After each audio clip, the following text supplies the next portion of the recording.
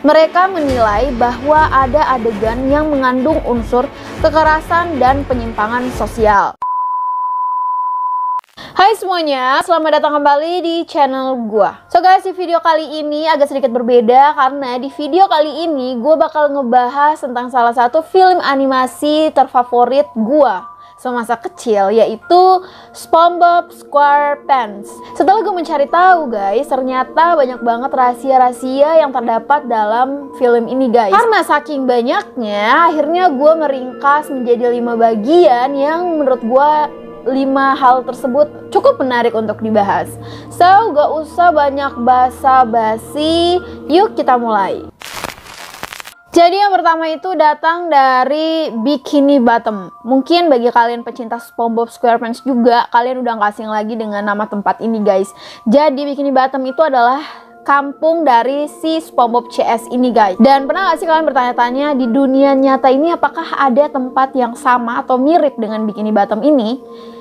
Jawabannya yes, ada. Karena ternyata tempat yang bernama Bikini Bottom ini terinspirasi dari sebuah tempat yang menjadi situs percobaan nuklir milik Amerika Serikat, yaitu Bikini Atoll. Jadi dari namanya aja udah hampir mirip banget ya guys, Bikini Bottom dan Bikini Atoll. Dulu itu Bikini Atoll dikenal sebagai pulau surga di Samudra Pasifik, dan pada tahun 1946 penduduk dari Bikini Atoll ini diusir secara paksa guys, karena tempat tersebut bakal dijadiin sebuah tempat untuk pengujian bom atom milik Amerika Serikat.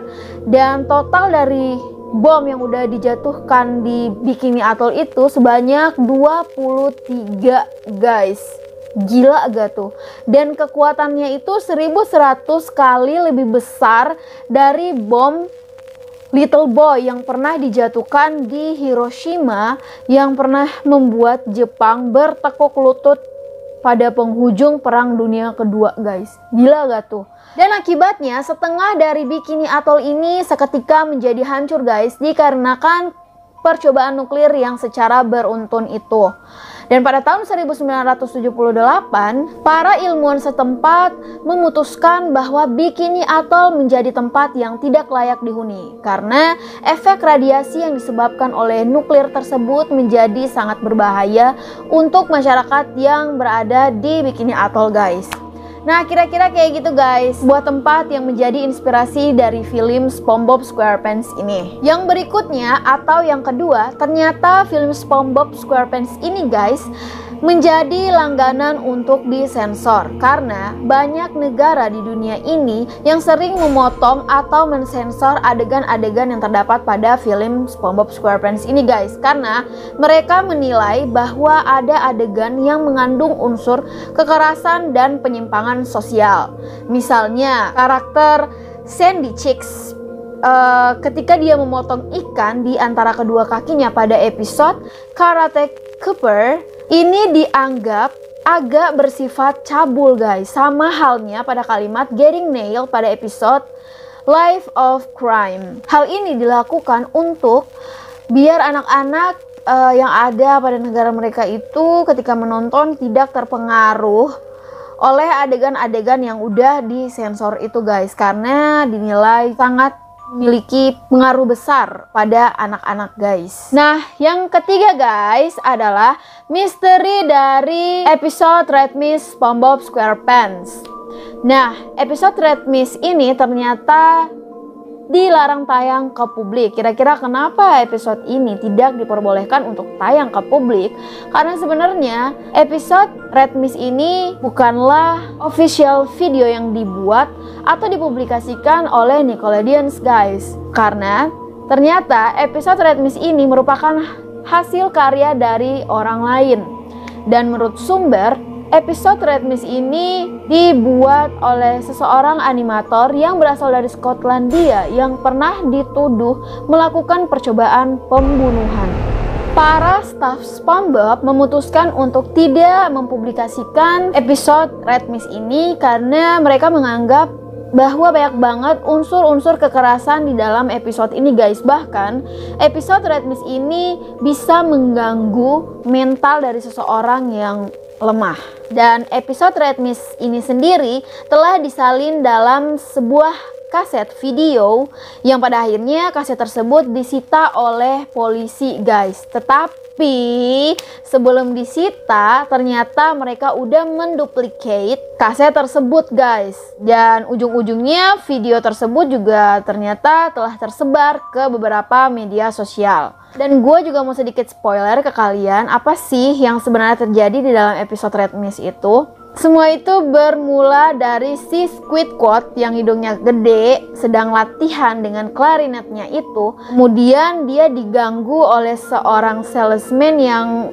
nggak tahu tujuannya mau ngapain. Intinya dia keganggu sama si salesman ini guys. Setelah itu si SpongeBob dan si Patrick ini juga ikut-ikutan mengganggu si Squidward lagi latihan klarinet ini guys. Dan akhirnya si Squidward marah. Tiba-tiba semuanya berubah menjadi merah. Gua nggak tahu, tiba-tiba di situ si Squidward-nya matanya menjadi merah dan layarnya juga menjadi merah.